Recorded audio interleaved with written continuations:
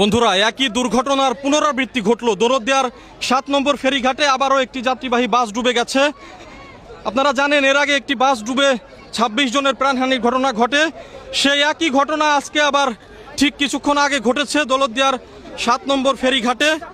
এখানে এই যে ফেরি, করবি ফেরি, এই ফেরিতে উঠে যায় একটি বাস, এসবি পরিবহনের একটি যাত্রীবাহী বাস। বাসটি কুষ্টিয়া থেকে আসে এবং কুষ্টিয়া থেকে আসার পরে এই বাসটি এই ফেরিতে উঠে যায় এবং ফেরিতে উঠে যাওয়ার পরেই এই যে ফেরির যে ডালা, এই ফেরির ডালা ভেঙে ঠিক এই জায়গা দিয়েই আপনারা দেখতে পাচ্ছেন ক্যামেরার সাহায্যে, ঠিক এই জায়গা দিয়েই এই যে ডালা ভেঙে এই জায়গা দিয়েই বাসটি নদীতে পড়ে গেছে। আপনারা দেখতে পাচ্ছেন এই যে ডালা, এই ডালাটি ভেঙে নদীতে ঠিক এই জায়গাটিতে এই মুহূর্তে বাস রয়েছে।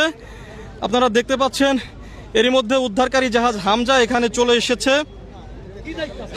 এসেছে, এবং ফায়ার সার্ভিস, কোস্টগার্ড এবং বিআরডব্লিউটি এর ডুবুর ইউনিট তারা এখানে উদ্ধার কার্যক্রম শুরু করে দিয়েছে। ভাই, বাস কি এখানেই আছে?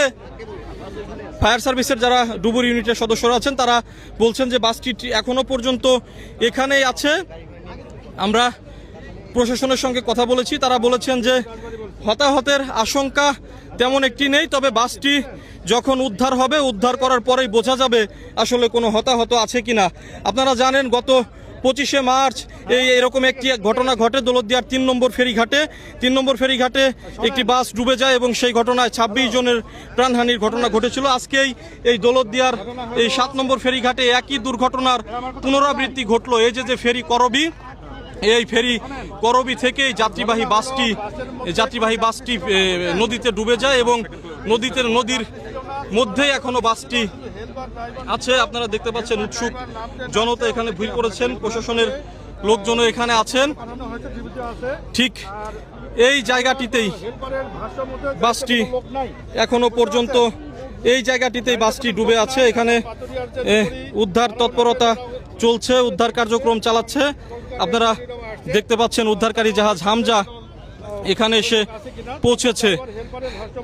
দর্শক, এখানে নিরাপত্তা ব্যবস্থা নিয়ে স্থানীয় যারা আছেন তারা ক্ষোভ প্রকাশ করেছেন, কারণ এই যে নিরাপত্তা ব্যবস্থা, এর আগেও এইরকম একটি ঘটনা ঘটেছিল দৌলতদিয়ার 3 নম্বর ফেরিঘাটে, সেই একই ঘটনা আবারও ঘটলো।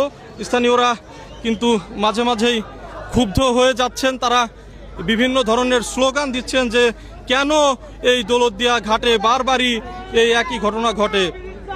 আপনারা দেখুন উৎসুক জনতা বা স্থানীয়রা যারা আছেন তারা কিন্তু ক্ষোভে ফুঁসে উঠেছেন। এখনো পর্যন্ত বাসটি পদ্মা নদীর নিচেই আছে।